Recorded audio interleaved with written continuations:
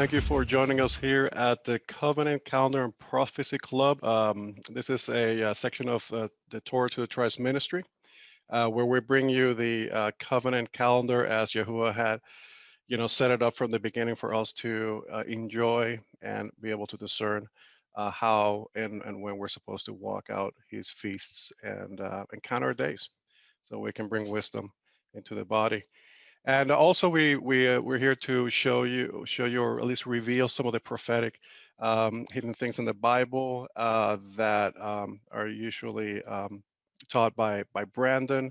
And also, he uses a lot of the Book of Revelation, Ezekiel, Exodus, Genesis. I mean, he really does a wonderful job with bringing out, some of the things that are being presented to us today. Because Yahuah does work in cycles. And so he's bringing forth a lot of this information to us today. So we'll be able to identify who is in control and who is responsible for the things that we're seeing in today's world. Praise the Most High for that, and watching over his saints and bring judgment to the wicked. So we want to see both things happening. So what a blessing.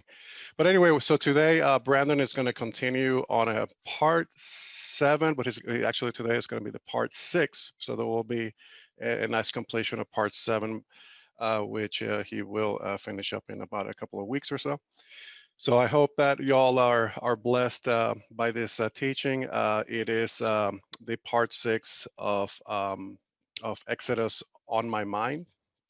And this is basically, he's going to discuss about the plagues of Egypt and how there were, how Yahuah was bringing judgment upon Pharaoh and the Egyptians, and how that, parallels with the prophecies of Revelation that John the Revelator had. So, well, I hope that you all are, blessed by this teaching and edified by it. And if you're not signed up with us to join us live, please do so. And you can sign up at torahtothetribes.com/connect, and you'll be able to receive weekly invites where you can join us Friday nights or Shabbat in the mornings. And so we don't just, go through these type of teachings, but we also have time to fellowship, ask questions, and also just share information, knowledge, and praises and testimony. So it's a wonderful time to even fellowship and just to hang out with our brothers and sisters in the faith. Well, without further ado, Brandon, whenever you are ready, brother, the floor is yours. Appreciate it, Jose. Excuse me. I apologize for my voice. I'm still a little bit raspy, but I'll try not to clear my throat as much because I think that's rather annoying. So I'll do my best not to. But as Brother Jose was saying, we're going to go ahead and continue with part 6 of Exodus on my mind. And I titled this, which I actually did a short series on the plagues last year.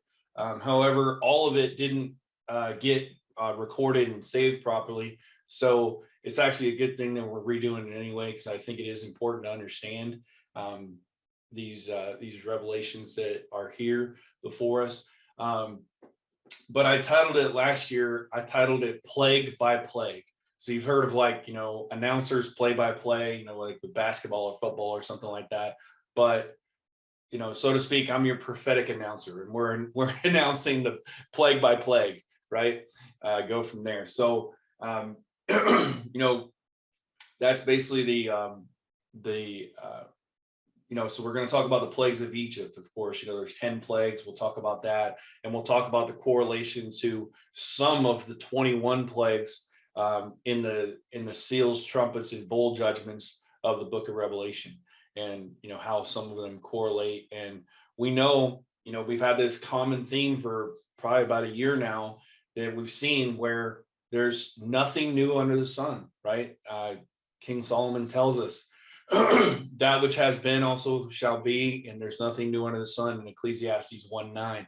And we also know that Yahuah excuse me, that Yahuah has declared the end from the beginning. In Isaiah 46:10, it tells us that as well. So the cycles of Yahuah are repeating themselves. is basically the theme here. And, it's kind of like Ezekiel's wheel within a wheel, so to speak, right? It just keeps rolling forward. The revelation rolls forward. And, same thing with this situation. So, we talked about a couple of weeks ago, I think it was in part 3, where it was Moshe and miracles. We talked about how Moshe and Aharon were before Pharaoh in Exodus 7, when they threw down the staff, it became a serpent, and the magicians did the same thing, Johns and John Brays, who were the sons of Balaam as well. But, one thing I want us to look at, and Brother Jose and I did some series on this last year on the 2 witnesses. And, so I would definitely encourage you to check that out if you haven't watched that yet. But Moshe and Aharon are actually prophetic shadow pictures of the 2 witnesses. Now we know that the 2 witnesses aren't just, like in the Left Behind series, like they show them as just like basically like these 2 guys who, breathe fire and everything like that, and that's it. But we know that there's been greater understanding, greater revelation that's came forward, where the 2 witnesses are known as the 2 olive trees, the 2 lampstands, as pictured here. It talks about in Revelation 11, which we know if you follow that all the way back to Ezekiel 37 and Zechariah as well, that you'll find that it's the 2 houses. It's not just like Moshe and Elijah, or Enoch and Elijah, or Moses and John, or something like that, where it's just 2 guys, but it's the 2 houses. It's Ezekiel 37, the 2 houses of Ephraim and Yehudah coming together as one in Messiah, as the 12 tribes, right?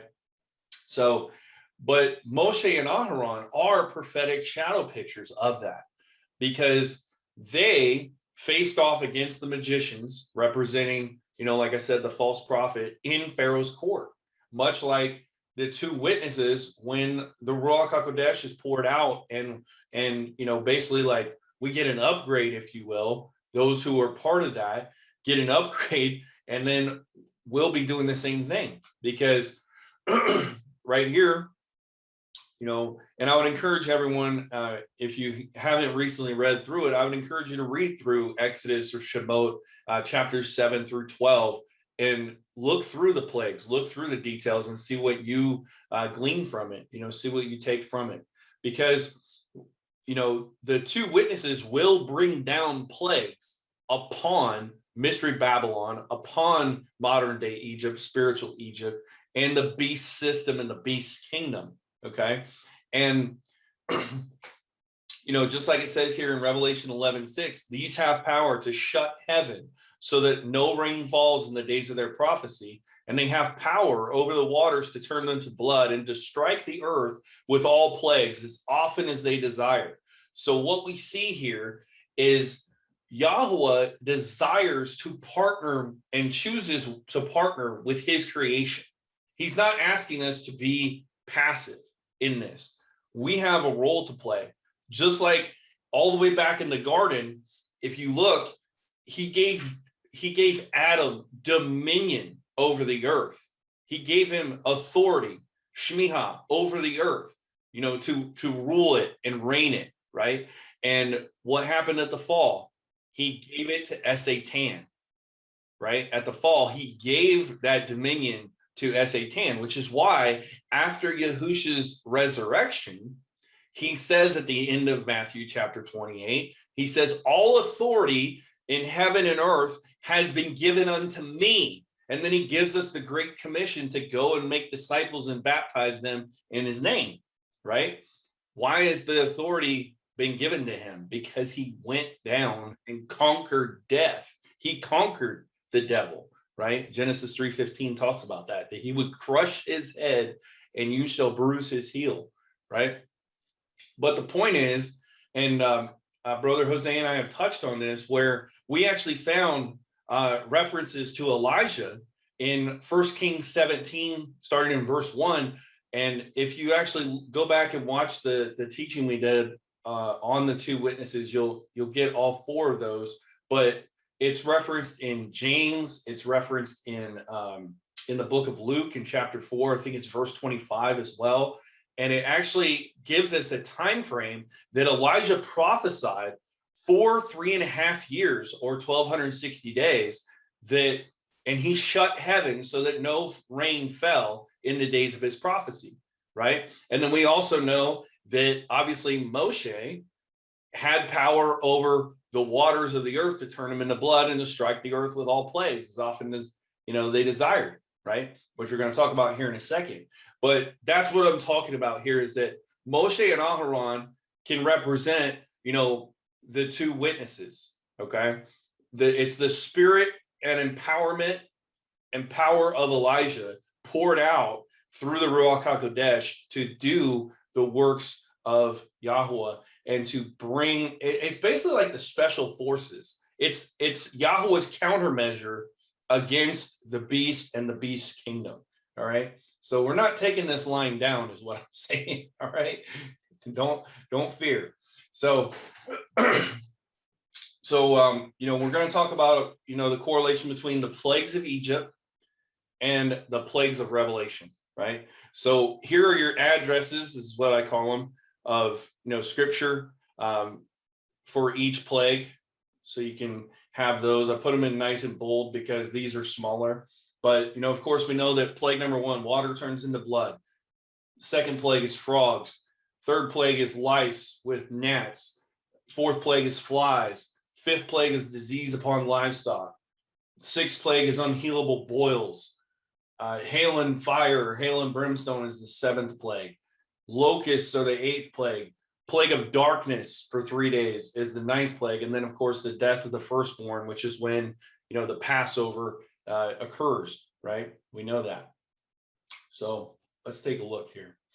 So in Exodus chapter 7, we see here in verse 20 and 21. So the first plague is the Nile turned into blood, the fish die, the river stinks. Okay. So it says, now we're going to talk about the correlation, because sometimes Yahuah will speak to Moshe to speak to Aharon. Then other times Yahuah will just tell Moshe to do something. Then other times he speaks to both of them to do something. And then even other times Yahuah just does stuff by himself.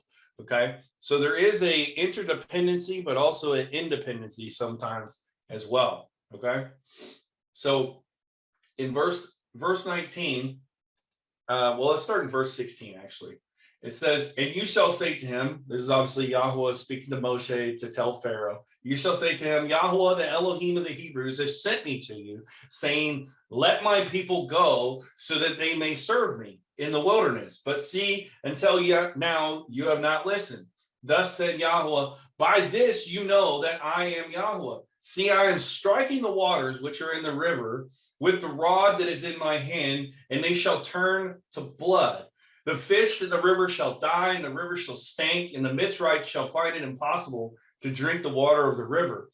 And Yahuah spoke to Moshe, say to Aharon, take your rod and stretch out your hand over the waters of Mitzrayim, over the streams, rivers, ponds, over their pools of water, that they become blood. And there shall be blood in all the land of Mitzrayim, in wooden and stone containers, or cisterns even, or jars, you could say. So literally every container that held water, every body of water, if you will, turned into blood, all right? Everything. Now, we also see that the magicians did also, right? In verse 22, the magicians of Mitzrayim did the same thing with their magic, with their sorcery, with their witchcraft. And the heart of Pharaoh was hardened, and he did not listen to them as Yahuah had said, right? Now, the question we have to ask is, okay, were these just random plagues? Or, was there a purpose? Well, we know that our Elohim is an Elohim of order and not disorder, right? So why blood? Why did the river turn into blood? Well, if we go back into Exodus chapter 1, at the end, that's when when the decree went out, for the midwives, hey, if a Hebrew boy is born, you shall slay him. But if it's a girl, you shall let her live, etc. Right? And then after the midwives feared Elohim rather than man, which there's a tip, regarding all these mandates that we have, don't fear what man may do, but fear Yahuah, right? Exodus 1:17 for more information on that. But it says in verse 21, and it came to be because the midwives feared Elohim that he provided households for them. Verse 22, and Pharaoh commanded all his people, saying, throw every son who is born into the river and keep alive every daughter. So why the river? Because that is where they had thrown all the boys. All the Hebrew boys were thrown into the river. And just like the blood of Abel cried out to Yahuah in Genesis 4, when Cain slayed him, their blood cries out to Yahuah as well, because their blood was shed because there was all sorts of predators, including like crocodiles and everything like that were in the river that obviously would have consumed them.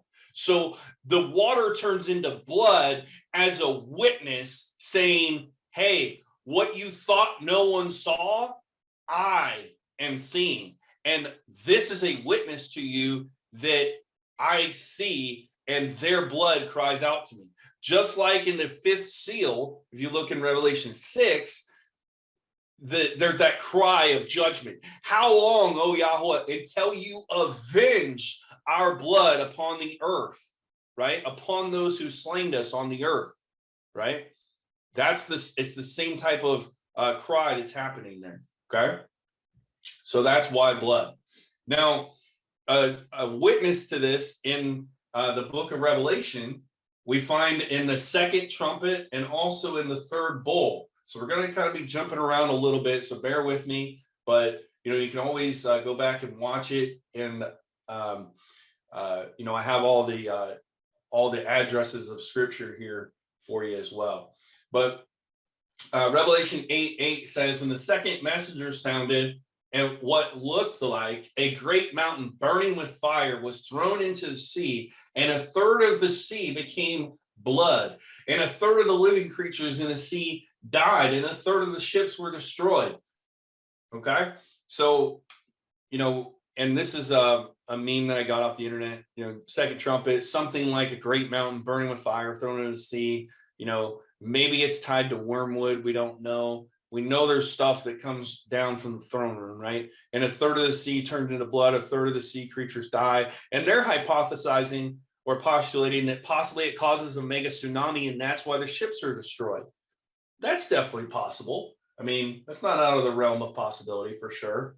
And then in Revelation 16:3-4, it says, and the third messenger poured out his bowl on the rivers and on the fountains of water, and they became blood. And I heard the messenger of the water saying, you are righteous, O Yahuah, the one who is, who was, and who shall be, because you have judged these. Sorry, I've missed verse 3. And the second messenger poured out his bowl on the sea, and it became as blood, as of a dead one. And every living creature in the sea died. So it's progressive. At first, it was a third of the sea creatures died in the second trumpet, but now we see in the second and third bowls that every creature in the sea dies. And it's the blood of a dead man. So not the blood of a man alive, where it's vibrant and red and full of oxygen, full of life. We know that Leviticus 17 tells us life is in the blood, right? That's where life is found. And that's why the blood of Mashiach, blood of Yahushua, is so powerful and potent, right? And is able to save. But it was the blood of a dead man. It was coagulated blood. It stank, okay? So it's the same correlation here. So let's move on. So the second plague is, of course, frogs, okay? And Exodus 8:1-15 says, and Yahuah spoke to Moshe, go to Pharaoh and say to him, thus said Yahuah, let my people go, that they may serve me. But if you refuse to let them go, see, I'm smiting all your border with frogs. And the river shall swarm with frogs, which shall go up and come into your houses, into your bedroom, into your bed, into the houses of your servants, on your people, into your ovens, and into your kneading bowls even. And the frogs shall come upon you and on your people and all your servants. And verse 5 says, and Yahuah said, say to Aharon. So this is the second time now where it's a message from Yahuah to Moshe to say to Aharon, stretch out your hand over the streams, over the rivers, over the ponds, and cause frogs to come up on the land of Mitzrayim. So Aharon stretched out his hand over the waters, and the frogs came up and covered the land of Mitzrayim. Verse 7, very important. And the magicians did so with their magic, and they brought frogs up on the land of Mitzrayim. And then Pharaoh called to Moshe and Aharon, pray to Yahuah to take away the frogs from me and from my people, and I shall let the people go and slaughter to Yahuah. And then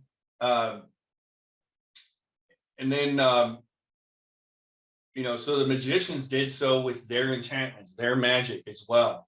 Okay, so again, they're able to mimic what they're doing. All right.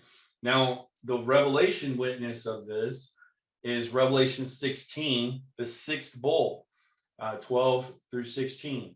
Says this, and the sixth messenger poured out his bowl on the great river Euphrates. Its water was dried up in order to prepare the way for the kings from the east. And I saw coming out of the mouth of the dragon, out of the mouth of the beast, and out of the mouth of the false prophet, 3 unclean spirits as frogs. For they are spirits of demons doing signs. We know they're lying signs and wonders, right? Which go out to the kings of the entire world to gather them together to the battle of the great day of Yahuah, the Almighty El Shaddai.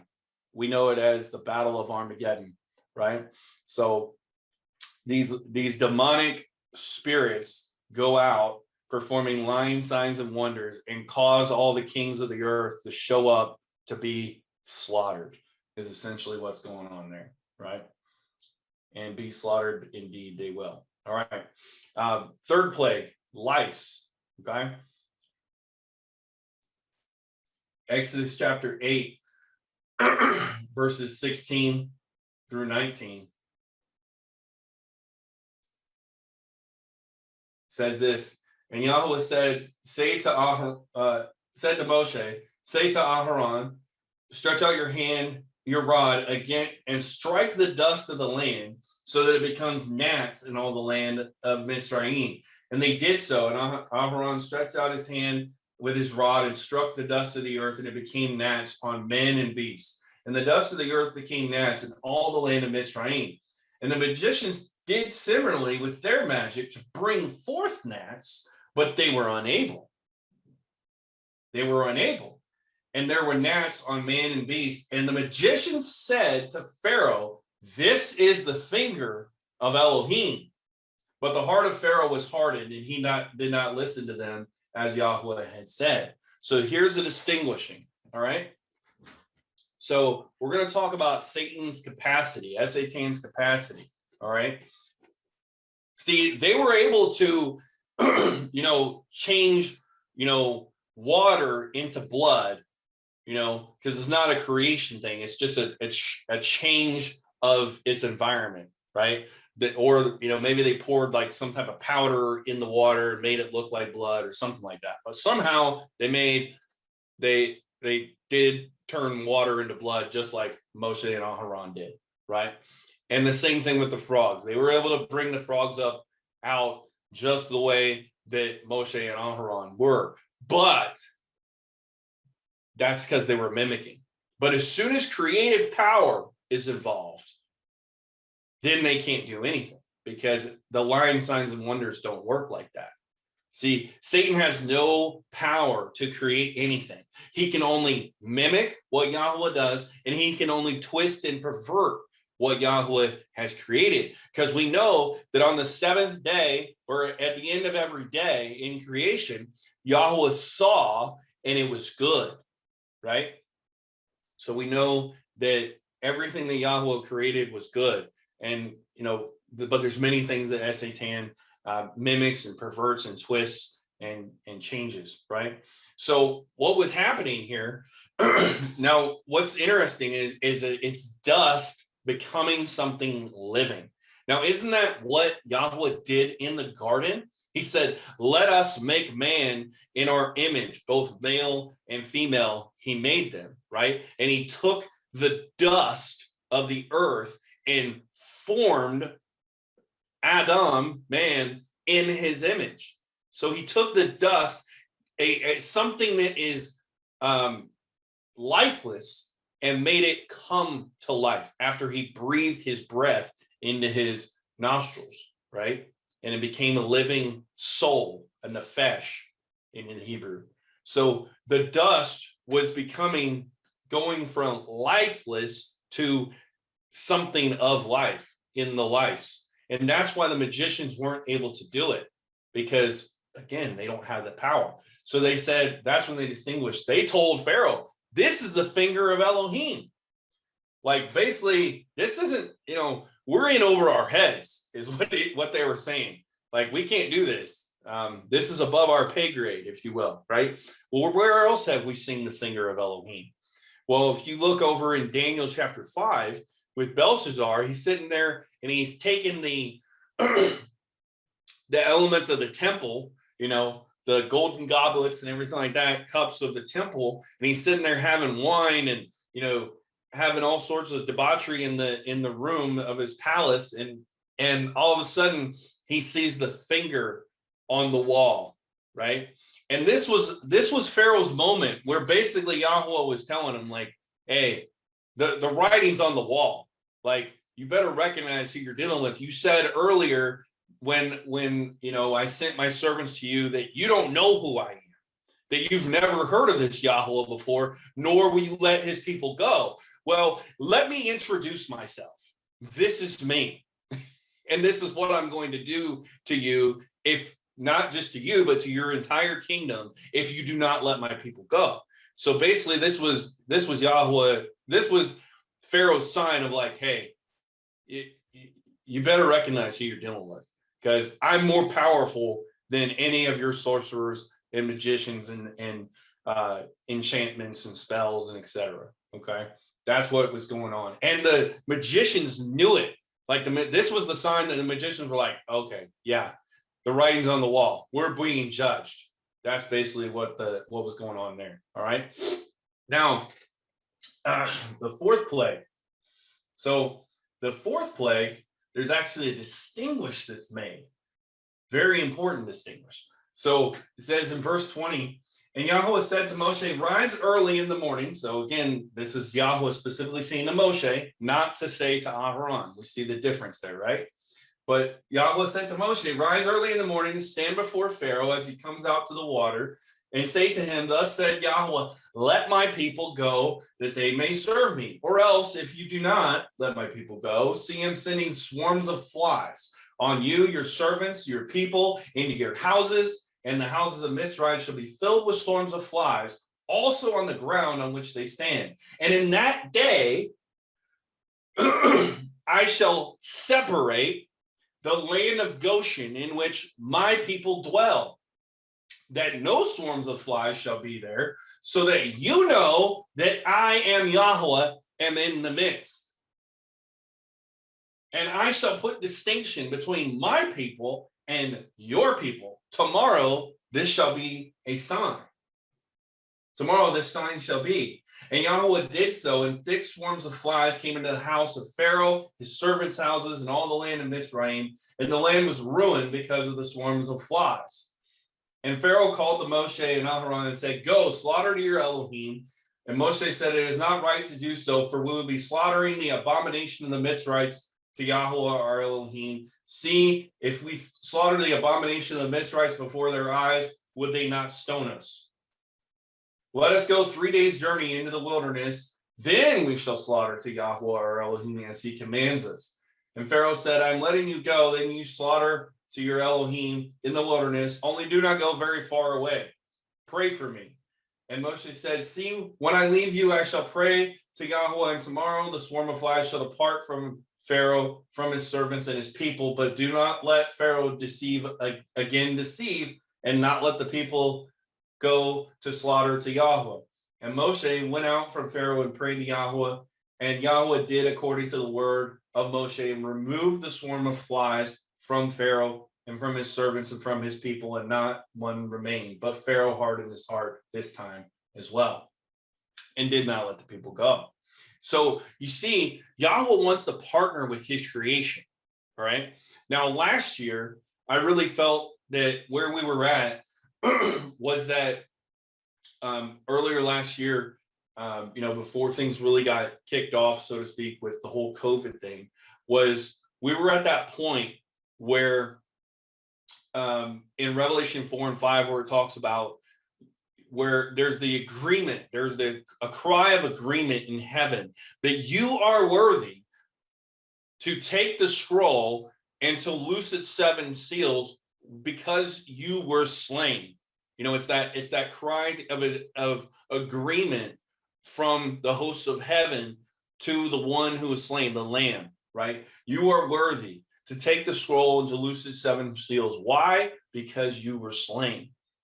So there's a role that we play, and by the Spirit, by the Ruach HaKodesh, we join in agreement with our King, that we trust him. We trust him to come back, and we trust that he is worthy to take the 7 scrolls, or to take the scroll and to loose its seals, that he's in control. We know that he's in control. So we don't just sit back idly. Again, we got to tap into this because he's calling us to do so, just like he called Moshe and Aharon to do. All right. Remember, go back to Revelation 11:6. They had power to call fire down from heaven upon their enemies, and also to call down plagues as often as they pleased.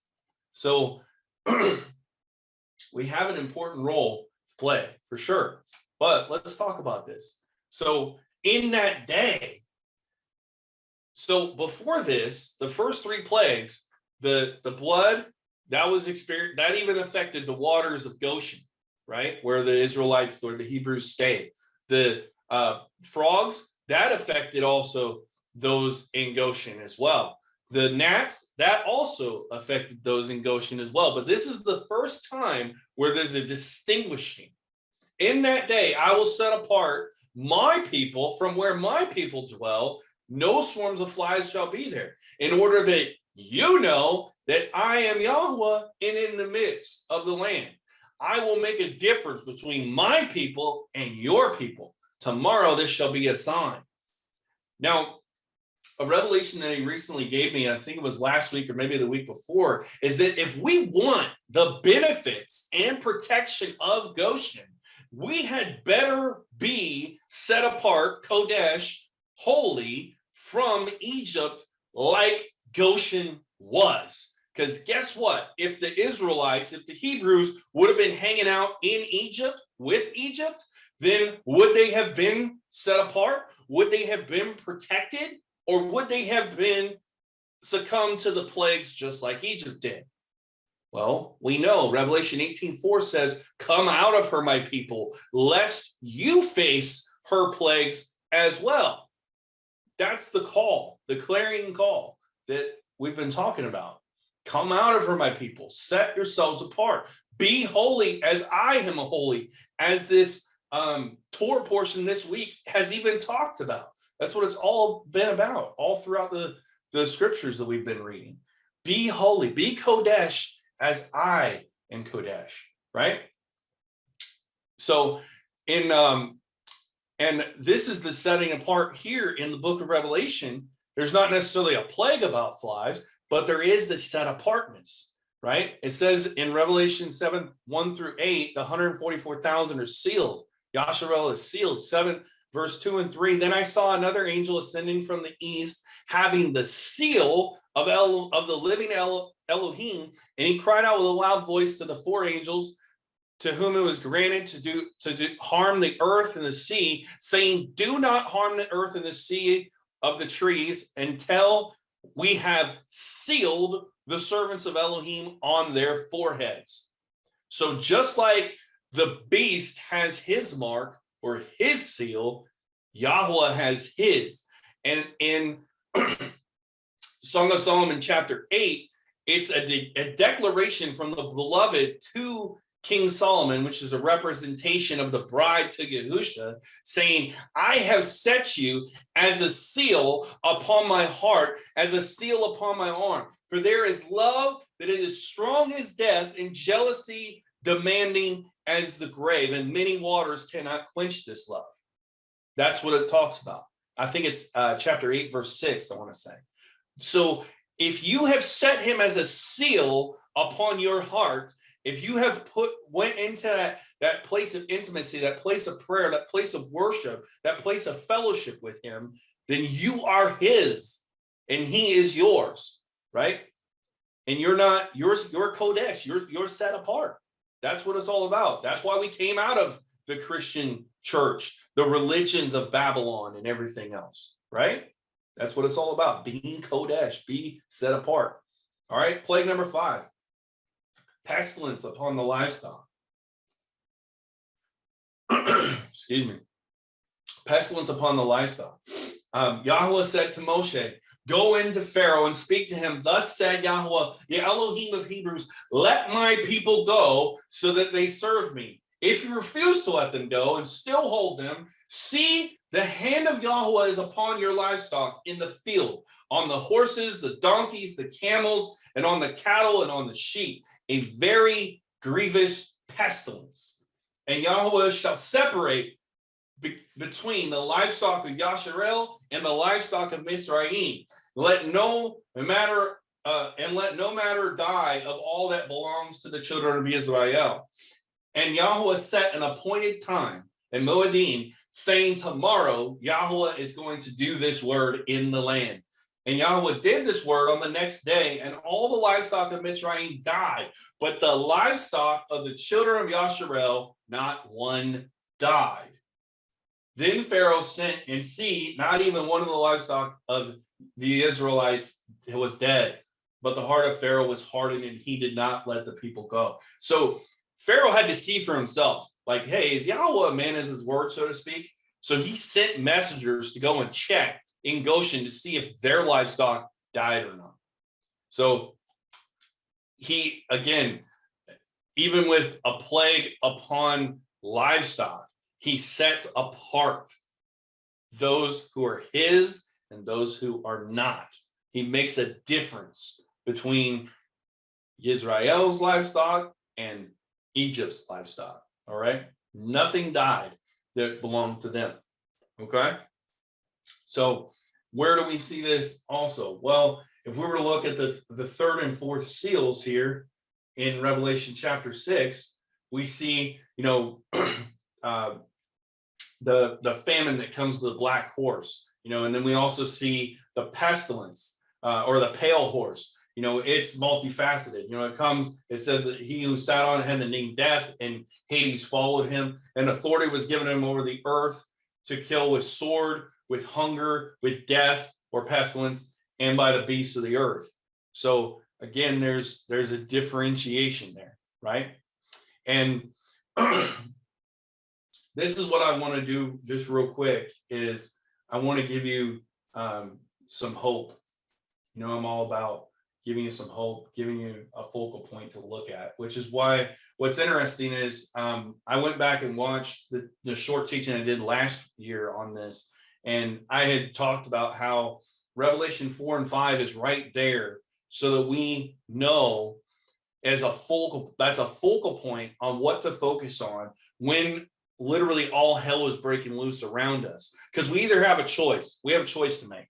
We can either focus on the storm that's all around us, with what the vaccines are doing and how many of our loved ones are taking it, or the wars and rumors of wars that are taking place, or whatever else they have for us, or economic collapse, or take your pick, right? We either focus on the storm around us that's going on around us, or we can be like Habakkuk, climb our watchtower and look at the storm that's all around him, which is why 2 weeks ago we talked about beholding the Lamb, because you got to know how to get your focal point. Because just like when Stephen was being stoned, was he focused on be the one stoning him? No, he caught a glimpse of the Most High. He caught a glimpse of Yahushua standing. He said, behold, I see the Son of Man standing at the right hand of Yahuah, right?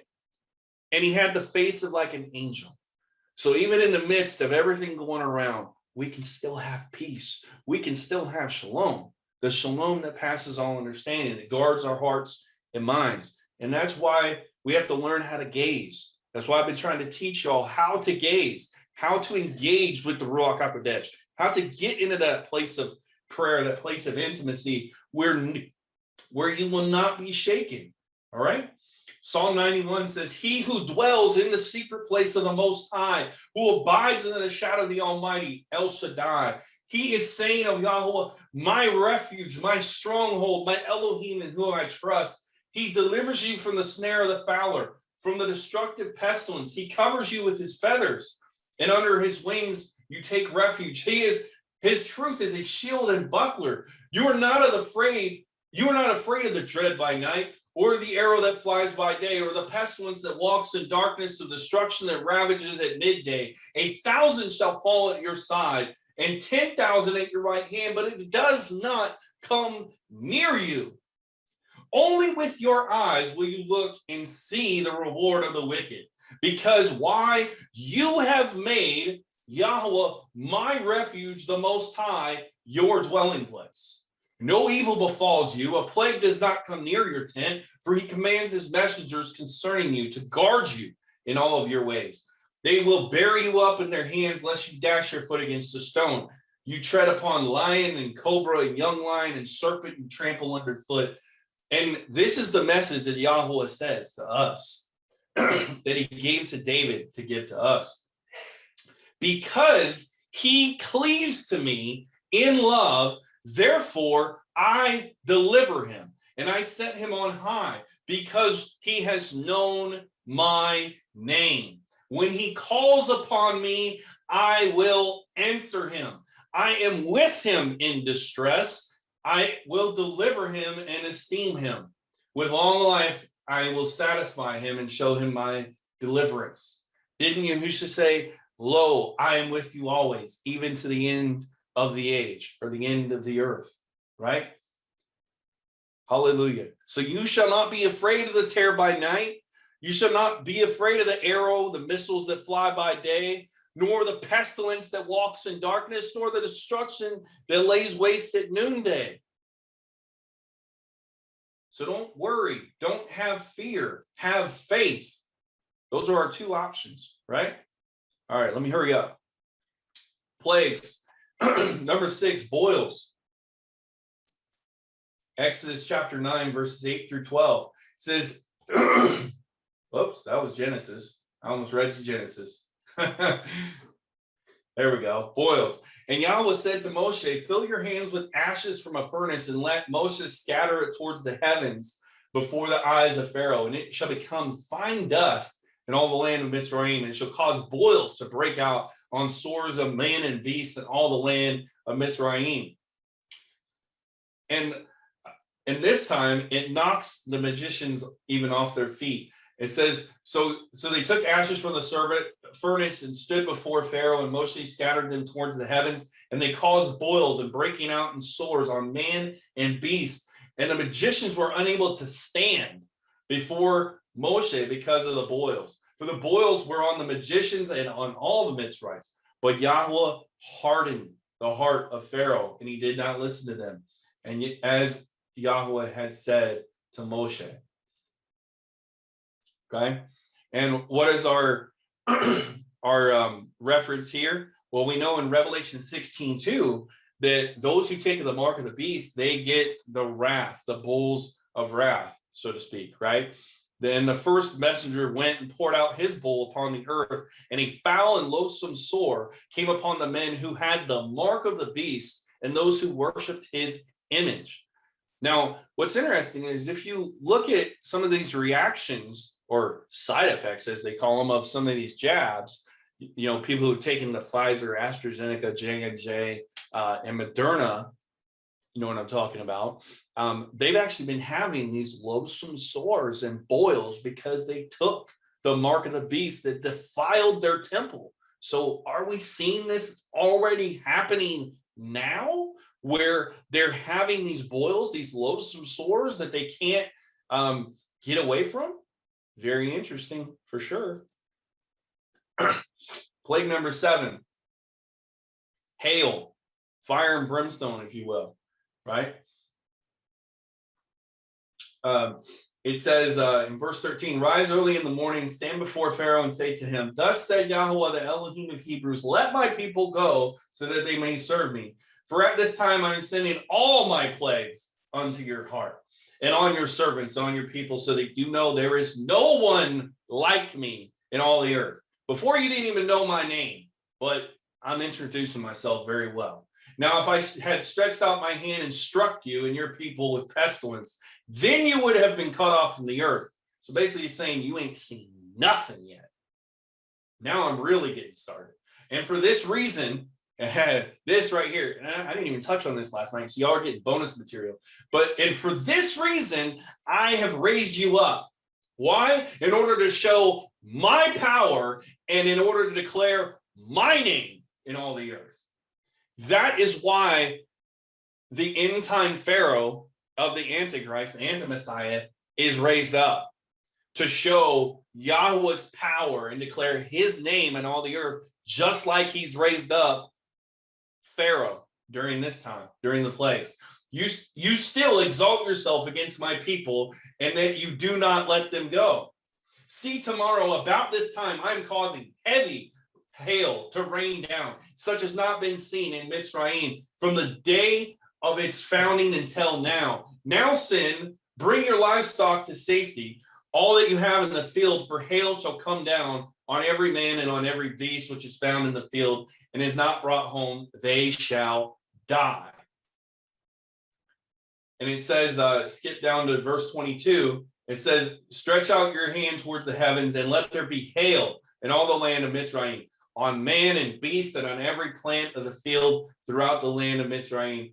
Then Moshe stretched out his rod towards the heavens, and Yahuah sent thunder and hail, and fire came down, or brimstone, fire and brimstone came down on the earth, and Yahuah rained hail on all the land of Mitzrayim. So there's this warning that goes out. It's kind of interesting, basically like, hey, it was like Yahuah's mercy, his Rehamim, where he's like, you better tell everybody who's out in the field to come inside the house, because I'm about to rain fire down and brimstone down upon all of them, and they shall die if they're out in the field, and on your livestock as well, right? And the same thing happens with Revelation 11 and also Revelation 16 as well. Excuse me. It says, verse 18, I'll start there. And the nations were enraged. Your wrath has come, and the time of the dead to be judged, and to give the reward to your servants, the prophets, and to the Kodashim, the set apart ones, to those who fear your name, small and great, and to destroy those who would destroy the earth. And the dwelling place of Elohim was open, the tabernacle in heaven, and the ark of the covenant was seen in his dwelling place. And there came to be lightnings, voices, thunderings, and an earthquake, and great hail. And then in Revelation 16, verse 17 through 21, it says the seventh messenger. So this seventh plague is also the seventh trumpet. It's also the seventh bowl as well. 777, all throughout it, all the same. And the seventh messenger poured out his bowl upon the air, which is interesting because what is Satan? What is he known for? One of his titles, the prince and the power of the air that Ephesians 2 talks about, right? So it's like he's pouring it out upon Satan's principalities, his kingdom. A loud voice out of the dwelling place of heaven from the throne saying, it is done. And there came to be noises and thunderings and lightnings. There came to be a great earthquake, such a mighty and great earthquake that had not been since men were on the earth. And the great city became divided into three parts, and the cities of the nations fell. And great Babylon was remembered before Elohim to give her the cup of the wine of the fierceness of his wrath. And every island fled away, and every mountain were not found.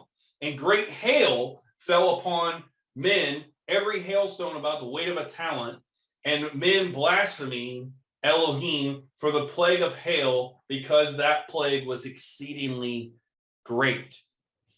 Right?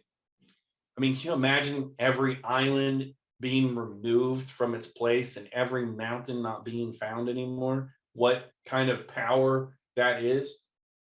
All right, let's move on. Plague of locusts. Chapter 10.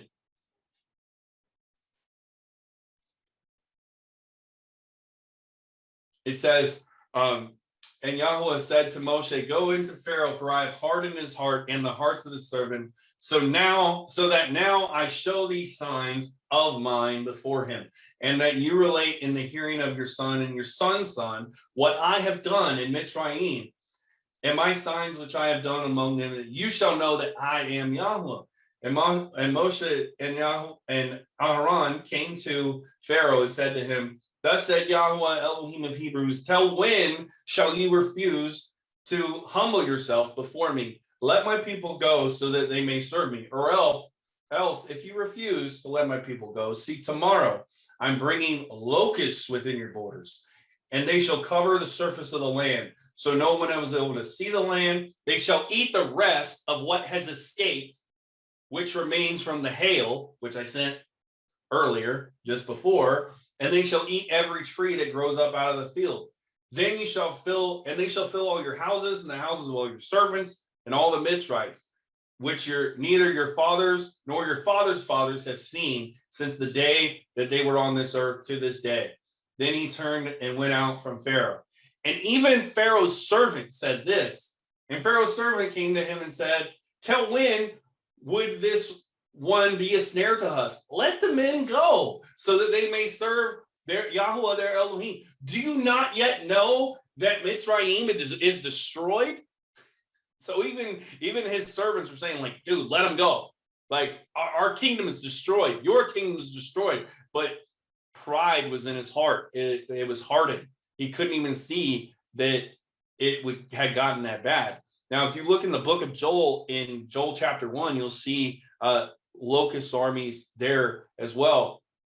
But the one that we're going to focus on is the fifth trumpet, known as the fifth trumpet. In Revelation chapter 9, verse 1 through 11, interestingly enough, says the fifth messenger sounded, and I saw a star from the heaven, from the Shamayim, which had fallen to the earth, and the key of the pit, the bottomless pit, was given to it. And he opened the pit of the deep, and smoke went up out of the pit, and smoke of a great furnace, and the sun was darkened, and also the air, because of the smoke of the pit. And out of the smoke came locusts upon the earth, and authority was given to them as scorpions of the earth to possess authority. And it was said to them that they should not harm the earth, or the grass of the earth, nor any green matter, nor any tree, but only those men who do not have what?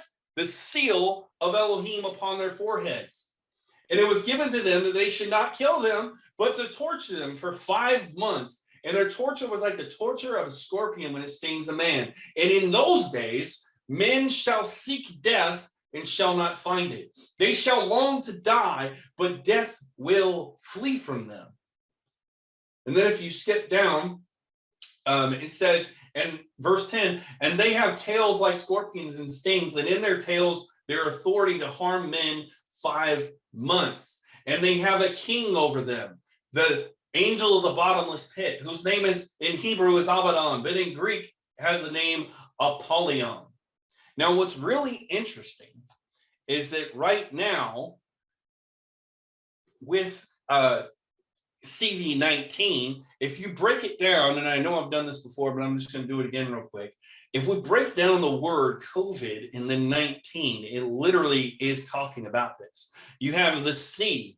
Well, C alphanumerically is 3. Strong's G3 is linked directly to Abaddon, Apollyon, the destroyer, the angel of the bottomless pit, which takes you directly to Revelation 9, verse 11. And we have a choice. We can either have, you choose which king you have, either the Revelation 9:11 king or the Hebrews 9:11 king. I'll let y'all go look that up. But So we have C, we have Abaddon, the destroyer, the angel of the bottomless pit.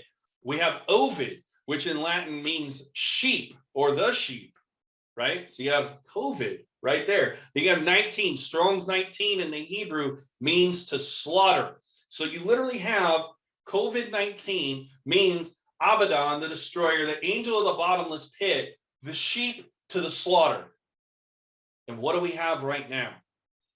Now, right now, you know, and I even had someone mocking me on a post this week saying that, you know, his mother, you know, miraculously didn't turn into, what did he say, a zombie, or, yeah, I think he said a zombie, or, oh no, a reptile. That's what he said. He said, yeah, miraculously my mom took the jab and didn't turn into a reptile, you know.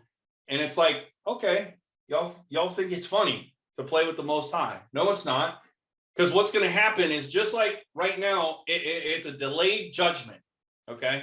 But what are the wages of sin? The wages of sin are death, the Bible tells us, right? And just like Esau, he didn't know when he got that bowl of soup, that bowl of lentils from Jacob, that it didn't just cost him his birthright, but it would cost him also his inheritance, right? That's why I covered it in Exodus chapter 1, or in part 1 of Exodus on my mind.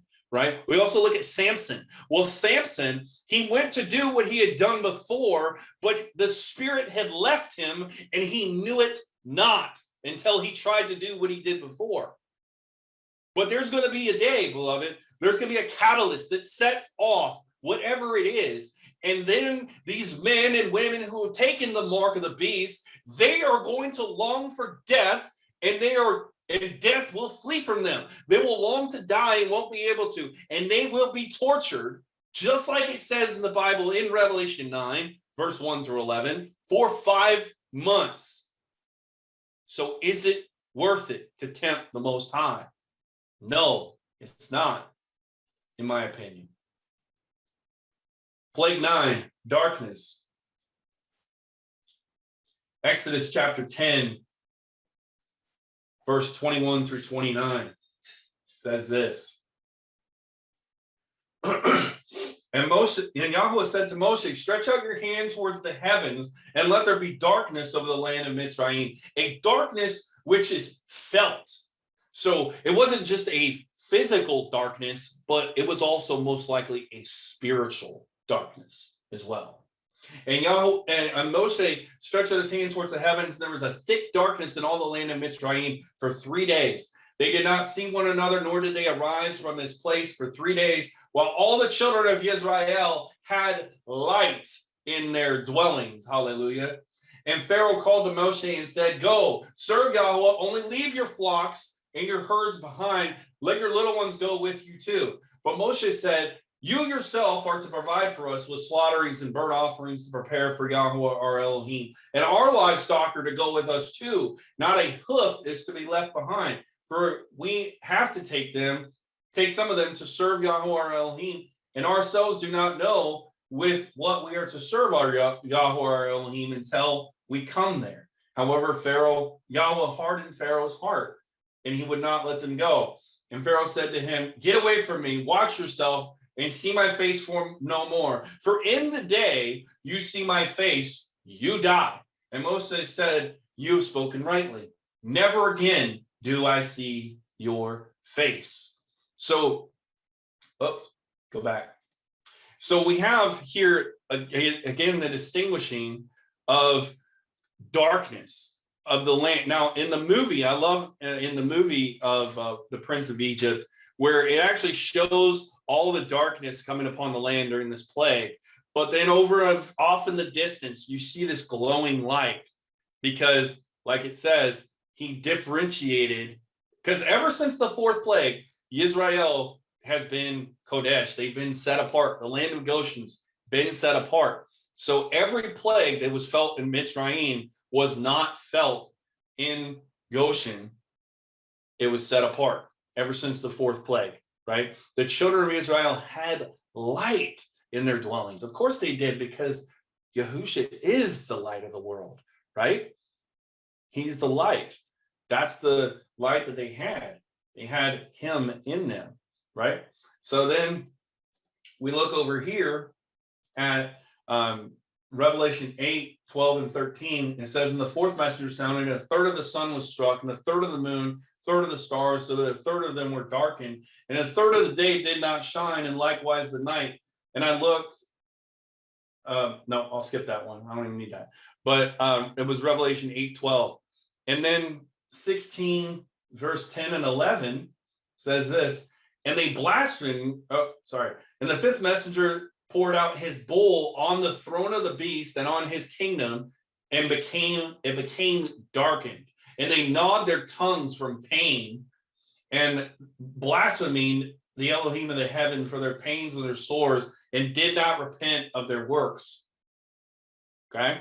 Because of the darkness, because it was so dark. Because we know, just like in Genesis chapter 1, that Elohim separates the light from the darkness. He called the light day, and the darkness he called night, right? Same thing. See, the world has told us this lie of a gray area, right? Where it's like, hey, I can kind of have my cake and eat it too, if you will. I can get the kingdom while holding on to some of the things of this world. You know, I'll let go of some of it. But no, Yahuah is showing us through this that he's separating, because he separates the sheep from the goats. He separates the wheat from the tares. He separates the light from the darkness. There is no gray, none. If you are lukewarm, he said, I wish that you were either hot or cold, but because you are neither hot nor cold, I spew you out of my mouth. And through these testings and through these jabs, if you will, he's doing just that. But they don't even know it yet. They think that everything's fine. They're still going to church and they're raising their hands in the same building that they got vaccinated in. They're raising their hands in worship, thinking that they still have a connection to him. But my people perish for lack of knowledge. 10th plague, death. We're almost done here. Apologize, I went a little longer than I expected. But Exodus 12, 29 through 30. I'm not going to tell the whole Passover story. You guys, we just went through that obviously a couple weeks ago.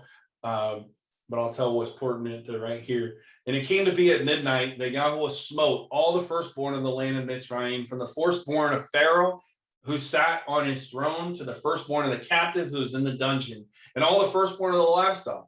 And Pharaoh rose up in the night, he and all his servants and all the Mitzrites, and there was a cry in Mitzrayim, for there was not a house where there was not a dead one. Then he called for Moshe and Aharon by night, arise, go out from the midst of my people, both you, your children of Israel, go and serve Yahuah as you have said. Take both your flocks and your herds, as you said, and go. Then you shall bless me too. So finally, he releases. He lets them go, right? Now, what's interesting is there's this cry in all the land of Egypt. Well, Jeremiah 23 talks about there's a cry in all of Ramah because Rachel cannot be comforted because her children are no more. And it speaks about, because obviously there's a cry in all of Egypt earlier in Exodus chapter 1 when they slayed all the male Hebrew children and threw them into the water, right? So Yahuah was getting them back. He's like, hey, you killed my children, now I'm killing your children. Right? Or if I was being nicer, I would say, you took my children, now I'm taking your children, is what it is. Right? And then we know in Matthew 2 and Luke as well, where during Yahusha's birth, that Herod slays all the toddlers who were 2 years and younger, all the boys that are 2 years and younger. And there's a great cry then as well. So you can see the correlation of what's happening, right? Now, excuse me. Now, if we look real briefly at Ezekiel chapter 9, it talks about, he said in verse 1, he says, and he called out in my hearing and with a loud voice saying, let the punishers of the city draw near, each with his weapon of destruction in his hand. And look, 6 men from the direction of the upper gate, which faces north, each with his battle axe in his hand. And one man in their midst was clothed with linen, had a writer's inkhorn at his side. And they came and stood beside the bronze altar. And the esteem of the Elohim of Israel went up from the cherub where it had been to the house, through the threshold of the house. And he called to the man clothed with linen who had the writer's inkhorn at his side.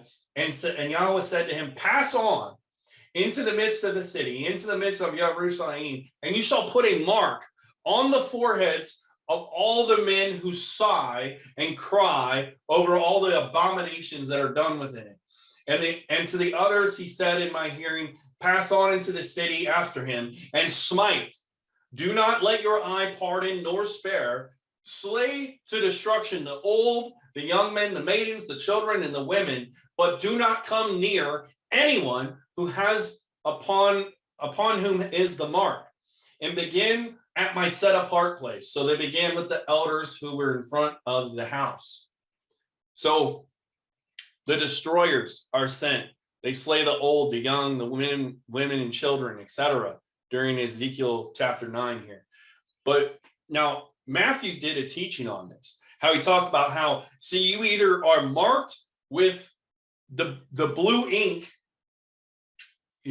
of the first one, and you are his, you were sealed unto him, or you are marked with the blood-tipped tav of death, and you are marked for death. You're either marked for him or you're marked for death.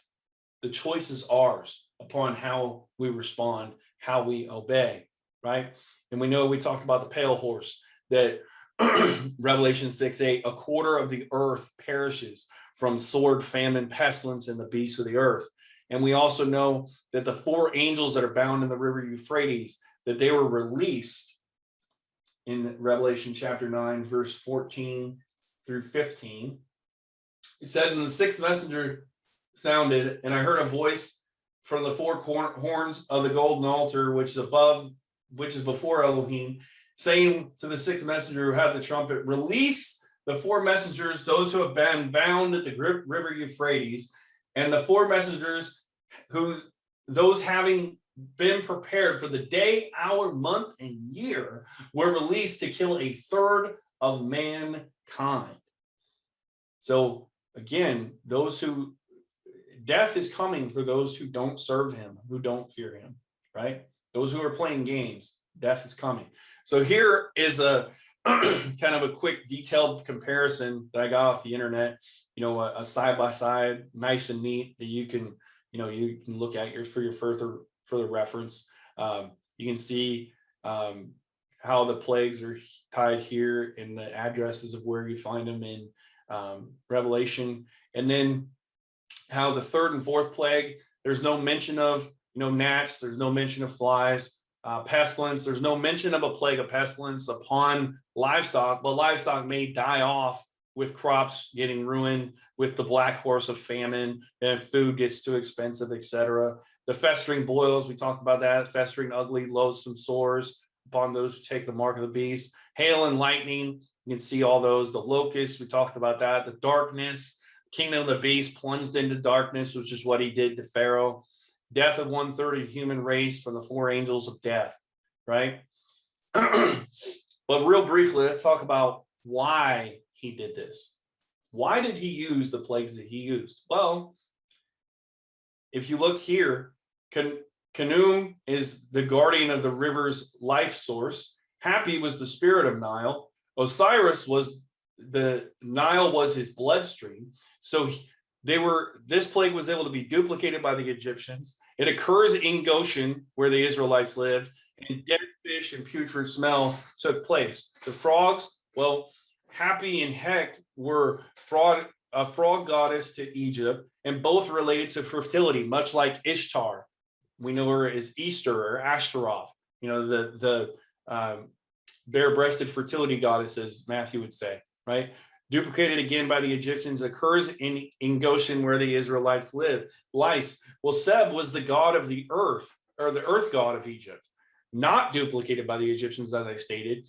Occurs in Goshen, where the Israelites lived, and this is attributed to the finger of Elohim. Flies, Uchit is the fly god of Egypt. now he makes the separation between the Egyptians and the Israelites, and no more plagues come upon the Israelites. Hallelujah. Ptah, Memphis, Hathor, and Ammon were Egyptian gods associated with bulls and cows. This is why they had to travel 3 days, travel away, because if they were to slaughter right there in Goshen, then the Egyptians would have stoned them. That's what they were talking about. But this affected property, the death of livestock. Boils, Sekhmet was an Egyptian goddess of epidemics. Serapis and Imhotep were Egyptian gods of healing. Affects physical bodies. Pharaoh's magicians cannot even appear in the court. Nut was the Egyptian sky goddess. Isis and Seth were the Egyptian agriculture deities. Shu was the Egyptian god of the atmosphere, right? The prince of power of the air, basically, right there. Historical uniqueness of such a storm in Egypt. Pharaoh confesses his sin, but later changes his mind. Serapis was the Egyptian deity protector from locusts. So he's basically mocking the gods of Egypt, saying, none of your gods, none of your deities can protect you. You can cry out to them all you want, but my name will be exalted in all the earth, and you shall know my name. You didn't know my name before, but you're definitely going to know my name now and afterwards, right? This is when Pharaoh offers the compromise. Compromise is rejected. He confesses his sin. Then you have darkness. You have Ra, Amun-Ra, Aten, Atam, Horus. These are all Egyptian sun gods that were worshipped. And then you have Thoth, which is an Egyptian moon god. It was dark in Egypt at midday. And apparently light was still provided for the Israelites in Goshen. Hallelujah. And then you have the death of the firstborn. This plague was a judgment on all the gods of Egypt. All of Egypt's gods, including Pharaoh himself, who declared himself a god, just like the Anti-Messiah will do and has, right? In Exodus 1, Pharaoh had killed the sons of Israel. Now Yahuah kills the firstborn sons of the Egyptians. Exodus 11:12. Pharaoh will now let Israel go, but he will later lose his army to death in the Red Sea, which we'll cover later on in Exodus chapter 14. And then also here's some of my early notes from last year. And then there's another little chart. But the last thing I want to leave you with is, of course, the Aaronic blessing. So Yahuah will bless you and keep you and make his face shine upon you and show favor to you and lift up his countenance towards you and give you peace. Shalom.